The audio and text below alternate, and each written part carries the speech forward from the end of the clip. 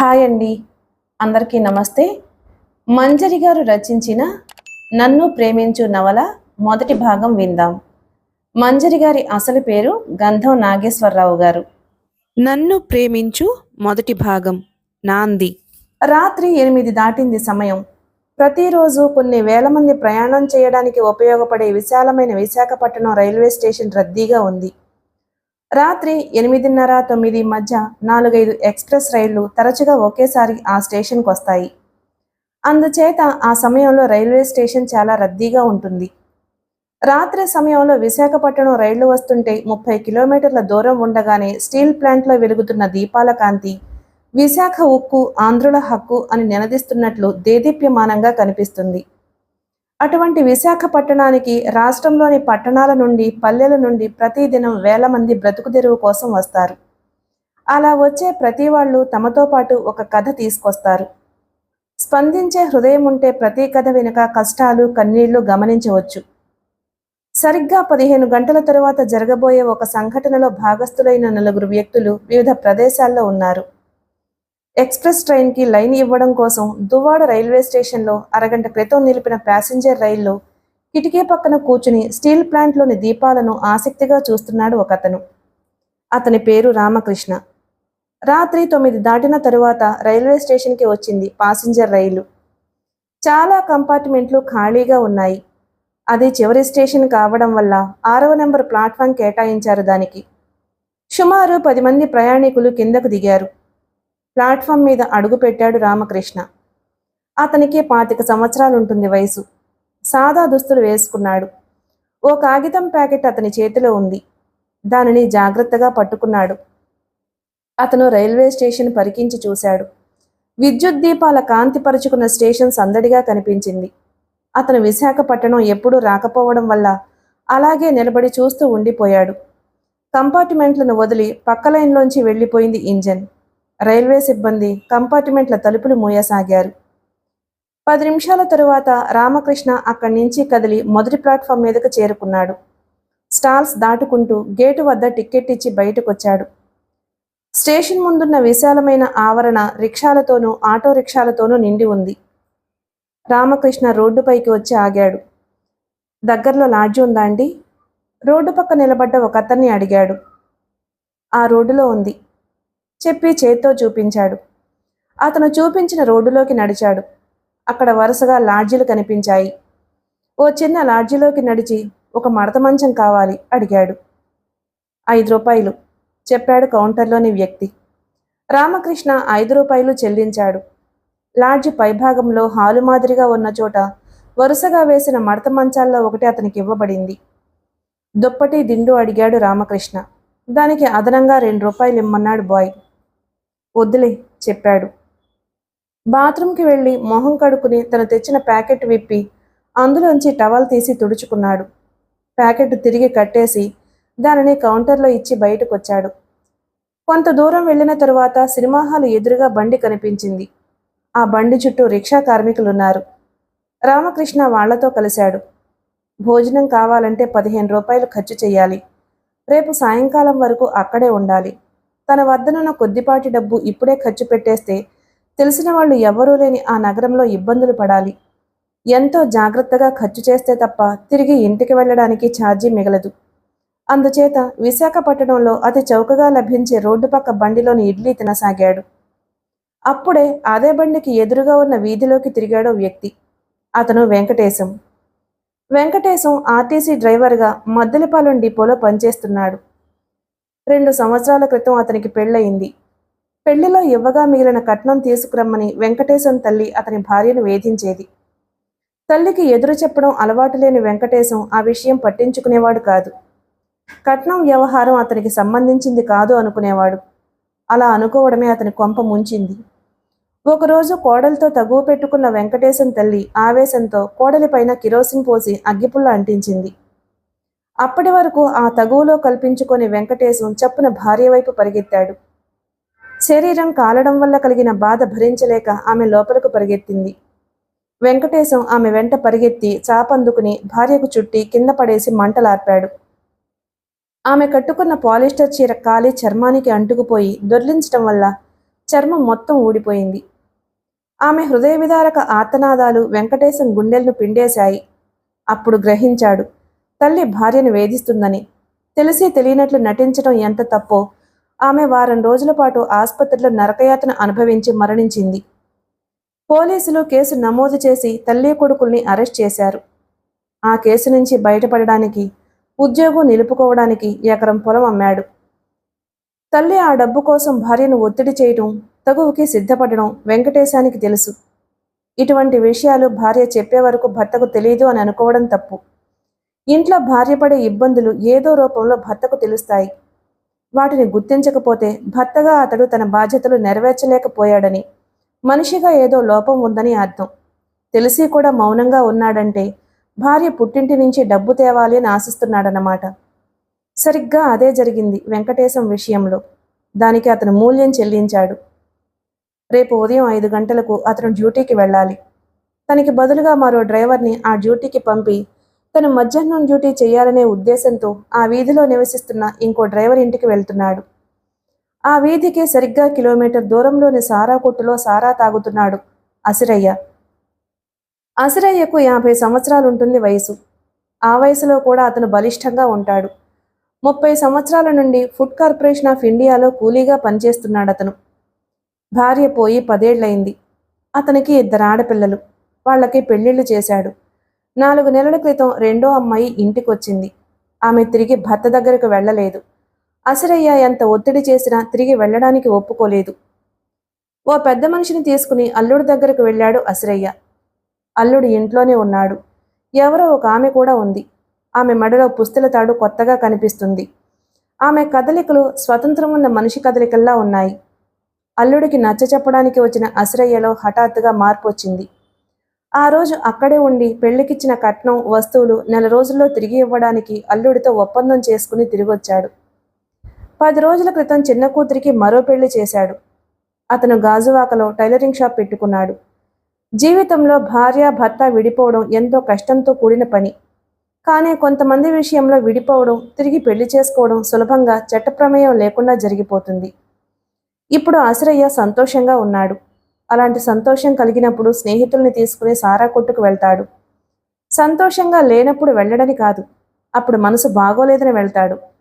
జీతం తీసుకున్న రోజు డబ్బు ఎక్కువగా ఉందని తాగుతాడు. పులి మేక ఆటలో వస్తే వాటికి మరికొంత చేర్చి సారాకి ఖర్చు చేస్తాడు. డబ్బులు పోతే పోయాయి అన్న దిగులుతో తాగుతాడు. అతను తాగడానికి ఏదో కారణం ఉంటుంది. ఎందుకంటే ప్రతిరోజు తాగడం అతనికి ముఖ్యం. అసిరయ్య తన స్నేహితులతో కబుర్లు చెబుతూ తాగుతున్న సారా కొట్టుకి 100 గజాల దూరంలో ఫుడ్ కార్పొరేషన్ వారి గోడౌన్ల మధ్య ఉన్న హమాలీ సంఘం ఆఫీసులో కూర్చుని తన పని చేసుకుంటున్నాడు. అసిరయ్య మెంబర్గా ఉన్న యూనియన్ ప్రెసిడెంట్. అతను వినాయకరావు. వినాయకరావును చూసిన మరుక్షణం అతని మీసాలు దృష్టిని ఆకట్టుకుంటాయి. తెల్ల వెంట్రుకలతో గుబురుగా కనిపించే అతని మీసాలు మెలితిరిగి ఉంటాయి. హమాలీల సంఘం ప్రారంభం నాటి నుంచి అతనే దానికి ప్రెసిడెంట్. కూలీల్లో అతనితో పోటీ పడేవాడు లేడు.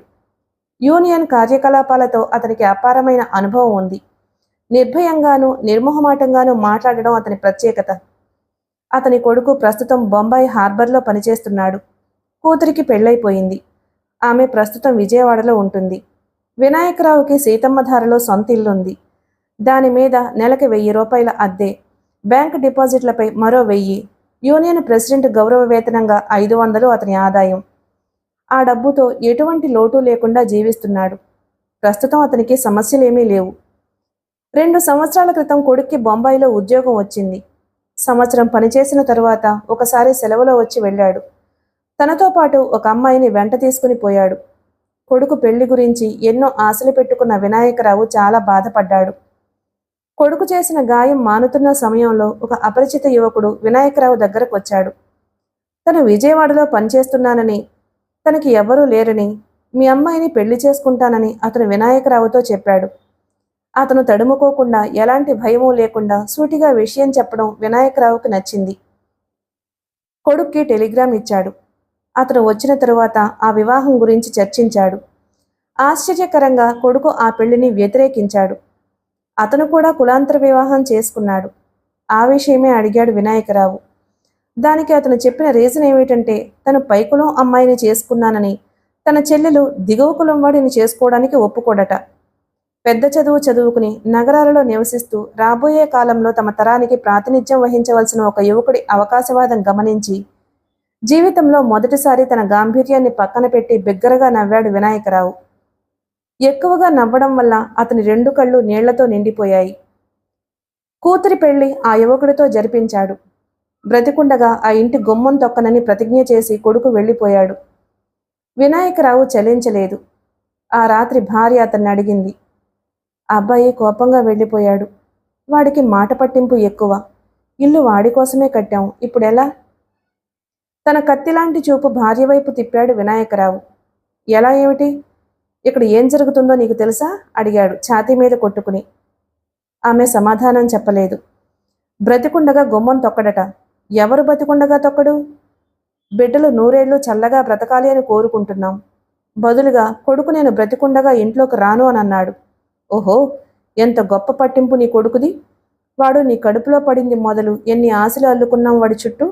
గుళ్లకు వెళ్ళాం, గోపురాలు చూసాం. ఎటువంటి లోటు రాకుండా పెంచి చదువు చెప్పించాం.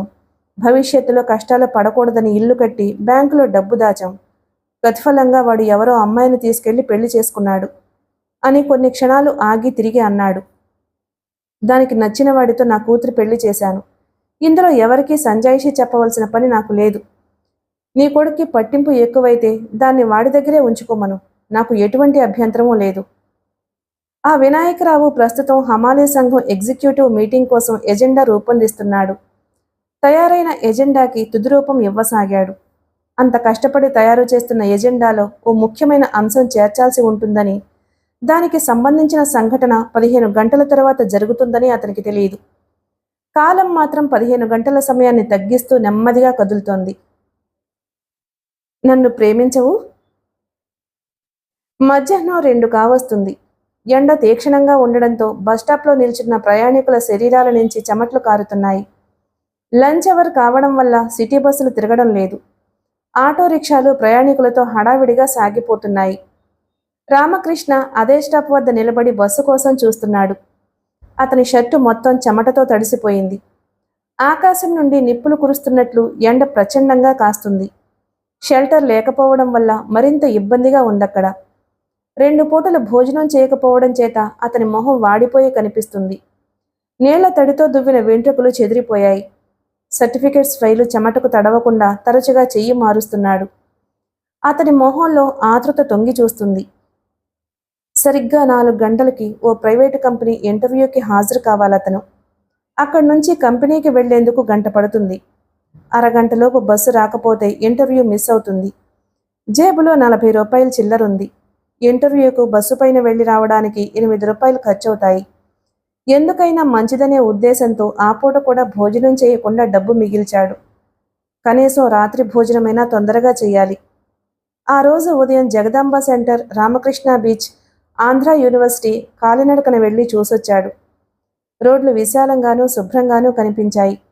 చాలా చోట్ల మున్సిపల్ కార్పొరేషన్ వాళ్లు పెట్టిన బోర్డులు గమనించాడు. ఆ బోర్డులపైన 2 వాక్యాలు మాత్రమే ఉన్నాయి: క్లీన్ విశాఖ, గ్రీన్ విశాఖ. రామకృష్ణ ఆలోచనల నుంచి చప్పున తేరుకున్నాడు. తను ఎక్కాల్సిన సిటీ బస్సు రావడం గమనించి జనం ప్రవాహంలా చుట్టేశారు.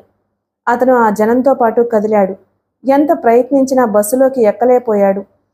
తన చేతిలోని ఫైల్ కిటికీ పక్క కూర్చున్న యువకుడికిచ్చి ఒక చేత్తో స్టీల్ రాడ్ పట్టుకుని కాళ్ళు ఫుట్బోర్డు పైన పెట్టి నిల్చున్నాడు. 2 క్షణాల తరువాత గాలి కోసం తల పక్కకు తిప్పాడు. బస్సు వెనుక 20 గజాల దూరంలో ఒక వృద్ధుడు క్యారేజీ పట్టుకుని నడిచొస్తున్నాడు. అతని వెనుక ఓ సిటీ బస్సు వేగంగా రాసాగింది. అది చూశాడు రామకృష్ణ. అప్రయత్నంగా అతడి కాలు ఫుట్బోర్డుపై నుంచి నేల మీద ఆనింది. చెయ్యి ఐరన్ రాడ్ని వదిలింది. ఏమాత్రం ఆలోచించకుండా జనాన్ని నెట్టుకుంటూ అటువైపు కదిలాడు. బస్సు ఆ వ్యక్తిని గుద్దడం, అదే సమయంలో రామకృష్ణ అతన్ని పక్కకు లాగడానికి ప్రయత్నించడం, రామకృష్ణ విసురుగా వెళ్లి బస్సుకు గుద్దుకోవడం ఒకేసారి జరిగింది. సరిగ్గా అప్పుడే ముందున్న సిటీ బస్సు కదిలింది. సీలింగ్ ఫ్యాను నిస్సహాయంగా తిరుగుతుంది. ఏ సంవత్సరంలో దానిని అక్కడ బిగించారో తెలియదు. తిరిగి తిరిగి అలసిపోయినట్టు నెమ్మదిగా తిరుగుతుందది. దానినే తదేకంగా చూస్తున్నాడు రామకృష్ణ. అరగంట క్రితం స్పృహొచ్చింది అతనికి. కొన్ని క్షణాల పాటు తను అక్కడ ఎందుకున్నాడో అర్థం కాలేదు. క్రమంగా తను సిటీ బస్సు ఎక్కబోవడం, ఒక అతన్ని మరో బస్సు గుద్దుతున్న సమయంలో తను రక్షించడానికి ప్రయత్నించడం గుర్తుకొచ్చింది. చప్పున కిటికీలో నుంచి బయటికి చూశాడు. చీకటి పడకపోవడం వల్ల వెలుగు కనిపిస్తుంది. అంటే తను సుమారుగా 2 గంటల పాటు స్పృహలో లేను అని అర్థం చేసుకున్నాడు. ఎవరో తనని హాస్పిటల్లో చేర్పించుండాలి. తలకి కట్టిన కట్టు తడిమాడు. దెబ్బ తగిలిన చోట సన్నటి పోటు. ఈ పాటికి ఇంటర్వ్యూ ముగిసుంటుంది. దానికోసం ఎంతో శ్రమపడొచ్చి చివరి క్షణంలో అంతా పాడు చేసుకున్నాడు. అప్పుడు గుర్తుకొచ్చింది తన సర్టిఫికెట్లు ఒక అతనికి ఇవ్వడం. ఒక్కసారిగా గుండె జల్లుమంది. కళ్ళు తెరిచిన మరుక్షణం కనిపించిన సీలింగ్ ఫ్యాన్ని చూస్తూనే తిరిగి కళ్ళు మూసుకున్నాడు. యాక్సిడెంట్ అయిన తరువాత ఏం జరిగింది? బహుశా ఆ వృద్ధుడికి పెద్దగా గాయాలు తగలకపోవచ్చు. తనకే గాయం తగిలుంటుంది. మంచం పక్కన అలికిడయింది. రామకృష్ణ ఆలోచనలకు అంతరాయం కలిగింది. అతను కళ్ళు తెరిచి చూశాడు. ఒక ఆయన స్టూల్ లాక్కుని కూర్చుంటూ రామకృష్ణ కళ్ళు తెరవడం గమనించి పలకరింపుగా నవ్వాడు. అతనికి వయసు 50 సంవత్సరాలుంటుంది. మనిషి ఉక్కుముక్కలా కనిపిస్తున్నాడు. ఆ వ్యక్తి మొహంలో వయసు వల్ల అనుభవం వల్ల వచ్చిన కళ ఉంది. ఓసారి తన బుర్రమీసాలు దువ్వుకున్నాడతను. నీ పేరేమిటి బాబు? గంభీరంగా అడిగాడు. రామకృష్ణ.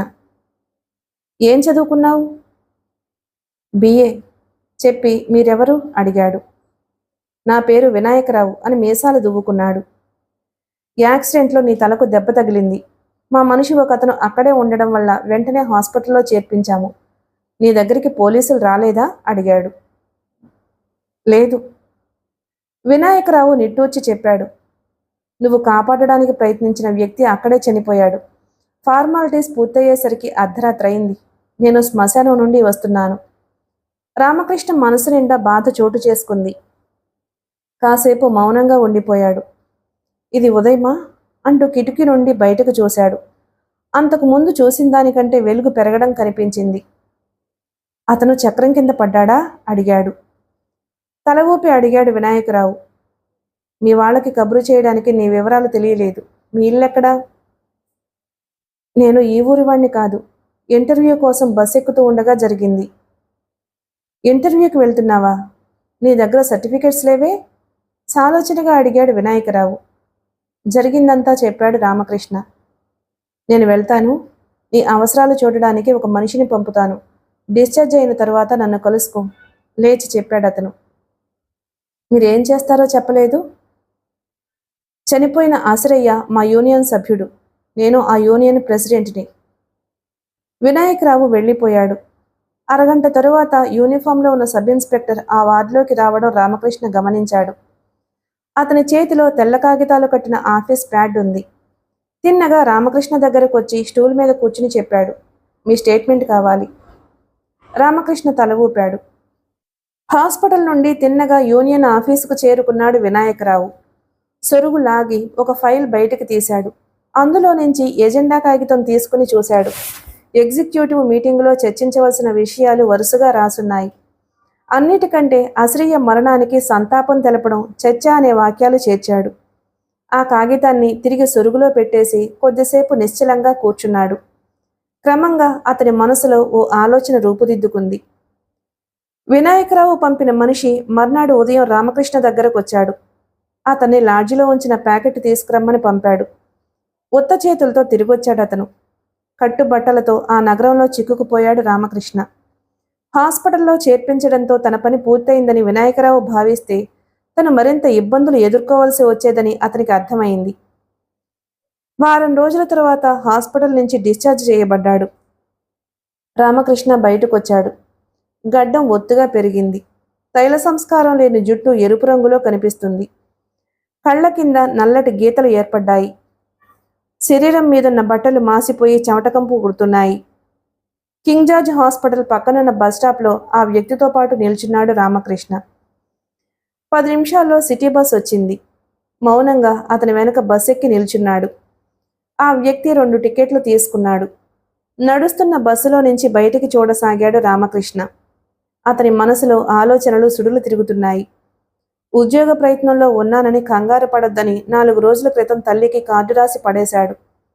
అందుచేత తన తల్లి ఆందోళన పడుతుందనే బెంగ లేదు. ప్రస్తుతం తన ఇంటికి వెళ్లాలంటే ఛార్జీకి డబ్బులు కావాలి. అప్రయత్నంగా తలతడిమాడు. గాయం తగిలిన చోట వెంట్రుకలు కత్తిరించారు.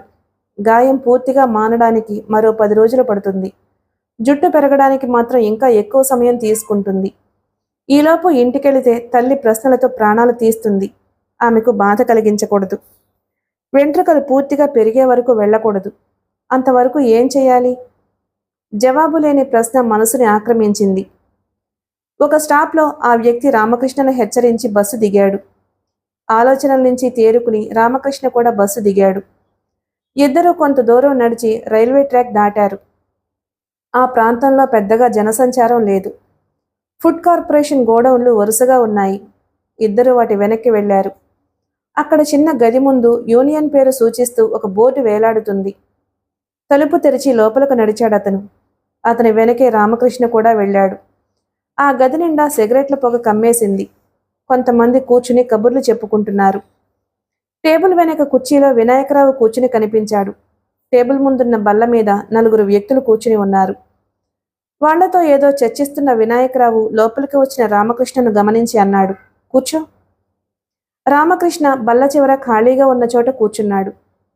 ఇతని పేరు రామకృష్ణ. మన అశ్రయ్యను రక్షించడానికి ప్రయత్నించిన వ్యక్తి. తనతో మాట్లాడుతున్న వాళ్లకు చెప్పాడు వినాయకరావు. వాళ్ళు రామకృష్ణను పరిశీలనగా చూశారు. వాళ్ళందరికీ 40 పైనే ఉంటుంది వయసు. ప్రత్యేకంగా కుట్టించుకున్న ఖద్దరు బనియన్లు, కాకి నిక్కర్లు వేసుకున్నారు వాళ్ళు. నువ్వు ఎప్పుడైనా బరువు పనులు చేశావా? ఒకతను రామకృష్ణను అడిగాడు. లేదు. నీ చదువుకు తగ్గ ఉద్యోగం దొరకకపోతే ఏం చేస్తావు? మరో వ్యక్తి అడిగాడు. ప్రశ్న అడిగిన వ్యక్తి మొహంలోకి చూశాడు రామకృష్ణ. నెమ్మదిగా స్పష్టంగా చెప్పాడు, బ్రతకడానికి చాలా మార్గాలున్నాయి. సర్వర్గా పనిచేయగలవా? రిక్షా కార్మికుల్లా బ్రతకగలవా? అడిగాడు వినాయకరావు. చిన్నగా నవ్వి అన్నాడు రామకృష్ణ. సర్వర్గా పనిచేయటం, రిక్షాలాగి జీవించటం ఆత్మగౌరవాన్ని కించపరిచే పనులేమీ కాదు. ఆ సమాధానానికి వాళ్లంతా వినాయకరావు మొహంలోకి చూశారు. అతను మీసాలు సవరించుకుని అడిగాడు, కూలీగా పనిచేయగలవా? రామకృష్ణ ఆశ్చర్యంగా చూశాడు. అతనికి కొన్ని క్షణాల పాటు ఆ ప్రశ్న అర్థం కాలేదు. కూలీ అంటే తేలిగ్గా భావించకు. నెలకి 4-5 వేలు వస్తుంది. ఆ పని కోసం 50,000 ఖర్చు పెట్టేవాళ్లున్నారు. ప్రస్తుతం వచ్చిన వేకెన్సీలో నిన్ను చేర్చాలని యూనియన్ కార్యవర్గం నిర్ణయించింది. రామకృష్ణ తేరుకుని అడిగాడు, నేను చేయగలనా? నువ్వు చేయగలవు. ఎటువంటి అనుమానాలు పెట్టుకోకు. పోతే ఒక్క షరతు. అసరయ్య కూతుళ్ళకి చెరో 5,000 ఇవ్వాలి, చెప్పాడు వినాయకరావు. అంత డబ్బు నాకెక్కడిది? 10,000 ఉంటే చిన్న వ్యాపారం పెట్టుకునేవాణ్ణి. వినాయకరావు కొన్ని క్షణాల పాటు మాట్లాడలేదు. 10,000 ఎవరైనా అప్పుగా ఇస్తే నెలకు ఎంత తీర్చగలవు? అడిగాడు. నాకొచ్చే ఆదాయంలో నెలకు సగం ఇస్తాను, రామకృష్ణ చెప్పాడు ఏమాత్రమూ తడుముకోకుండా. వడ్డీతో సహా అప్పు తీర్చాలి. అలాగే, అయితే అప్పుగా 11,000 కావాలి. వినాయకరావు ఎటువంటి ప్రశ్న వేయలేదు. రామకృష్ణను తీసుకుని అక్కడి నుంచి బయలుదేరాడు. దారిలో ఎదురైన కూలీలు అతనికి నమస్కారం పెట్టసాగారు. వాళ్ళని పేరు పేరున పలకరిస్తున్నాడు వినాయకరావు. అతనికి చాలా పలుకుబడి ఉంది అని గ్రహించాడు రామకృష్ణ. పనులు చకచకా పూర్తయ్యాయి. వారం రోజుల తరువాత ఫుడ్ కార్పొరేషన్లో కూలీగా చేర్చుకోబడ్డాడు రామకృష్ణ. కురుపాం మార్కెట్ దగ్గర ఒక రూమ్ దొరికింది. అంతవరకు యూనియన్ ఆఫీస్లో ఉన్నాడు. 11,000 రూపాయలు రామకృష్ణ చేతికిచ్చి 10,000 రూపాయలు రామకృష్ణ చేత అశ్రయ్య కూతుళ్ళకి ఇప్పించాడు వినాయకరావు. తల్లికి 500 పంపాడు రామకృష్ణ. జీవితంలో మొదటిసారి తల్లికి డబ్బు పంపడం ఆనందాన్ని కలిగించింది. మనీ ఆర్డర్ చేసి బయటకొచ్చి పోస్టాఫీస్ మెట్లపైన కూర్చుని ఆ ఆనందాన్ని తనివితీరా అనుభవించాడు. సాయంకాలం మార్కెట్కి వెళ్లి తనకు కావలసిన వస్తువులు కొని తెచ్చుకున్నాడు. ఇంకా తనకు అవసరమయ్యే సామాన్లు లిస్టు రాసి దాచుకున్నాడు. గదిలో చాపపరిచి దానిపైన వెల్లకిలా పడుకుని ఆలోచించసాగాడు. అంతవరకు జరిగిన సంఘటనలు వరుసగా గుర్తుకొచ్చాయి. ఇంతకీ తన సర్టిఫికెట్లు ఏమైనట్లు? వాటిని తన నుంచి తీసుకున్న ప్రయాణికుడు ఎవరు? అడగకపోతే వాటిని ఏం చేస్తాడు? బస్ కండక్టర్కి ఇచ్చాడా? అతని పోలికలు కూడా గుర్తులేవు. ఎలాగైనా తన సర్టిఫికెట్లు తిరిగి సంపాదించాలి. నిద్రపోయే ముందు మనసులో అనుకున్నాడు రామకృష్ణ. ఉదయం 8 దాటింది సమయం. ఒక లారీ గోడౌన్ వద్దకు వచ్చి ఆగింది. గోడౌన్ అరుగు మీద కూర్చుని కబుర్లు చెప్పుకుంటున్న కూలీలు లోపలకు నడిచారు. చివరిగా వెళ్ళాడు రామకృష్ణ. గోడౌన్ లోపల బస్తాలు ఒక క్రమంలో పేర్చబడ్డాయి. తవుడు వంటి దుమ్ము లోపల పేరుకుంది. ఒక రకమైన ముక్కివాసన వెలువడుతుంది. ఓ కూలీ పొడవాటి చెక్క తెచ్చి గోడౌన్ అరుగుకి లారీకి మధ్య నడవడానికి వీలుగా ఉంచాడు. ఇద్దరు కూలీలు లారీలోకి ఎక్కారు. మరో ఇద్దరు బస్తాలు ఎత్తసాగారు. మిగతా వాళ్ళు బస్తాలు ఎత్తుకుని లారీ వైపు వెళ్లసాగారు. 40 సంవత్సరాల కూలీ ఒకతను బస్తా ఎత్తుకుని చకచక లారీలోకి ఎక్కాడు. లారీలోని వాళ్ళు ఆ బస్తా అందుకున్నారు. గొలుసు మాదిరిగా మొదలైంది లోడింగ్. వాళ్ల కదలికలు గమనించసాగాడు రామకృష్ణ. కూలీగా అదే మొదటి లోడింగ్ అతనికి. తన వంతు వచ్చిన తర్వాత ఎత్తేవాళ్ల దగ్గరకు వెళ్ళాడు రామకృష్ణ. జాగ్రత్త, తగ్గు స్వరంతో హెచ్చరించాడు బస్తా ఎత్తిన కూలీ ఒకతను. 2 చేతులతో భుజాల పైనుంచి బస్తా చివరల్ని పట్టుకున్నాడు రామకృష్ణ, అంతకుముందు కూలీలు పట్టుకున్న పద్ధతిలో. ఒక్కసారిగా 100 కిలోల బస్తా ఎత్తుకోవడం వల్ల కళ్ళు తిరిగాయి. అలవాటు లేని బరువు కావడం వల్ల సన్నని వణుకు మొదలైంది కాళ్లల్లో. కష్టం పైన నిలదొక్కుని అడుగులు కదపసాగాడు. పుస్తకంలోని పేజీలు తిరగేయడానికి, కలం పట్టుకోవడానికి అలవాటు పడ్డ సున్నితమైన వేళ్లు బస్తా చివరల్ని గట్టిగా పట్టుకున్నాయి. వెన్నుపూస విల్లులా వంగింది. నరాలు తీగల్లా సాగడం వల్ల మోకాలి వెనుక మంట పుట్టసాగింది. మిగతా కూలీలు అతని వైపు నిశ్చలంగా చూడసాగారు. నిజానికి బలమైన వ్యక్తి కూడా ఒకేసారి 100 కిలోల బస్తా ఎత్తుకుంటే తడబడతాడు అని వాళ్లకు తెలుసు. రన్నింగ్కి ప్రాక్టీస్ ఎలా కావాలో బస్తాలు మోయడానికి ముఖ్యంగా అనుభవం కావాలి. అనుభవం, శారీరక దారుఢ్యం లేని రామకృష్ణ ఎలా తీసుకువెళ్తాడో అనే కుతూహలంతో చూస్తున్నారు. చివరకు గుమస్తా, లారీ డ్రైవరు కూడా కళ్ళప్పగించి చూడసాగారు. రామకృష్ణ 10 అడుగులు వేసి క్షణం పాటు ఆగాడు. వీపు మీదున్న బస్తా క్షణక్షణానికి బరువెక్కుతుంది. అక్కడ ఉన్నవాళ్లంతా తననే చూస్తున్నారో అని అతనికి తెలియదు. ఏ క్షణంలో అయినా బస్తా జారిపోతుందనే అనుమానంతో ఆగాడు. ఊపిరి బిగబట్టి తిరిగి కదిలాడు. అడుగులు స్థిరంగా పడడం లేదు. ఎట్టకేలకు చెక్క మీదుగా లారీ ఎక్కాడు. లారీలోని వాళ్ల ముందుకొచ్చి బస్తా అందుకున్నారు. రామకృష్ణ నిఠారుగా నిలబడి గుండెల నిండా గాలి పీల్చుకున్నాడు. 2-3 రోజులు కష్టం ఉంటుంది, తర్వాత అలవాటవుతుంది చెప్పాడు లారీలోని కూలీ ఒకతను. తల పంకించి తిరిగి గోడౌన్లోకి వచ్చాడు. అతను 3 బస్తాలు మోసేసరికి లోడింగ్ పూర్తయింది. బనీనికి అంటిన దుమ్ము దులుపుకుని గోడౌన్ అరుగుపైన చతికిలబడ్డాడు రామకృష్ణ. శరీరం అంతా చచ్చుబడినట్టుగా ఉంది. 14 సంవత్సరాల కుర్రాడొకడు పెద్ద పెద్ద ఫ్లాస్కులతో వచ్చాడు.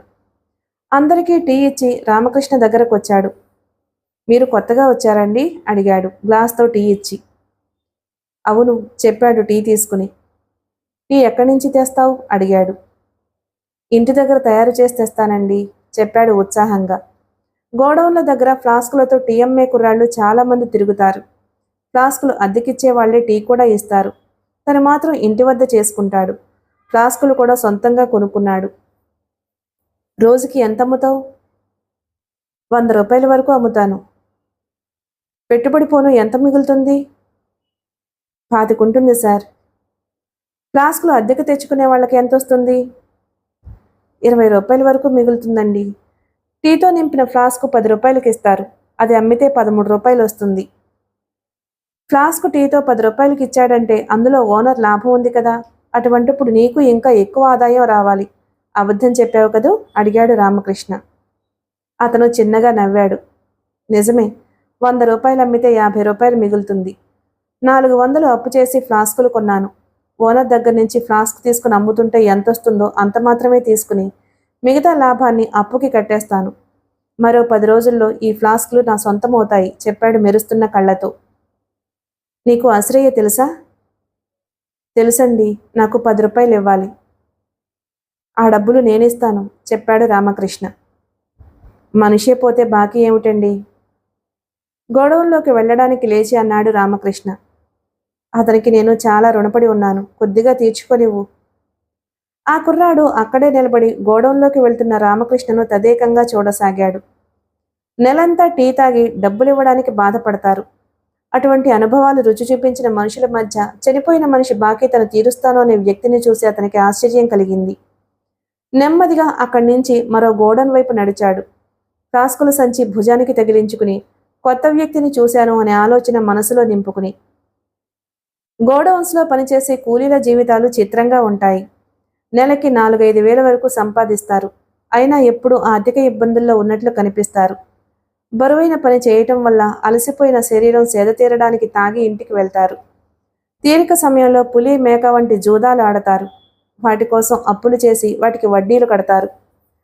ఒక్కొక్కరికి గంపెడు సంసారం ఉంటుంది. వ్యసనాలు లేని కొద్ది మంది వడ్డీ వ్యాపారం చేస్తారు. రోజుకి 3 షిఫ్ట్లుగా పని జరుగుతుంది. ఒక్కొక్క షిఫ్టు పనికాలం 8 గంటలు. గోడౌన్స్లో మొత్తం 15 గ్యాంగులున్నాయి. ఒక్కొక్క గ్యాంగుకి 20 మంది కూలీలు ఉంటారు. ప్రతి కూలీకి వారంలో ఒక రోజు సెలవు. గ్యాంగుకి మేస్త్రి ఒక అతను ఉంటాడు. అతని ఆధ్వర్యంలో కూలీలు పనిచేస్తారు. మిగిలిన కథ తరువాయి భాగంలో విందాం. Please like and subscribe my channel. Thank you.